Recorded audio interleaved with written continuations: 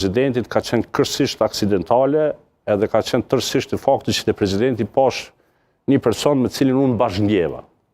Për ndryshe si formim, në momentin kër unë e deklarova vetën si një farloj rrugovisti, unë ka pas probleme me familjen time.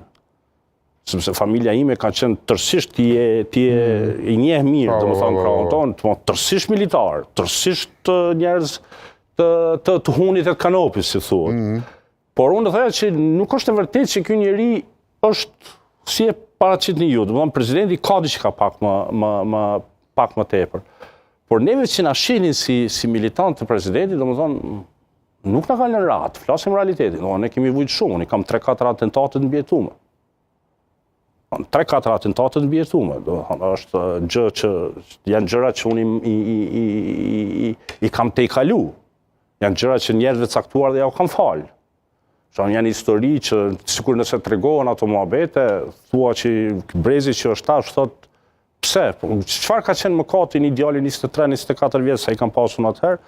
Qenë ka me Ibrahim Rugova. Fundi i botës nuk ka qenë, do të thonë, sot presidenti Rugova nuk ka qenë personazh negativ. Ka qenë një njeri që ka pas një bindje të caktuar, edhe i ka qëndru konsistent asaj bindje të vetë. Ka që ka pas ai muhabet. Por gjithë ne që kemi qenë, jemi pas në një farforme si të tillë, kemi qenë cak i gjallave. Njerëzit, unë i di të gjitha. I di dhe kush i ka bërë ato lista, i di dhe kush i ka bërë ato emra, edhe kush ka qyshe tek. Domethënë, është tjetër gjë që në momente pas kur unë kam pas fuqi nuk jam hakmarr. Ajo është tjetër muhabet.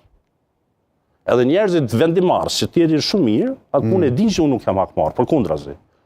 Sepse ka qenë në maj mend si sot, kur u patë bë koalicioni për herë të parë në mes të krahut pasore, krahut luftës, të 2004, edhe është kur një pjesë e jonë ja thanë, ej, çfarë po bëhet?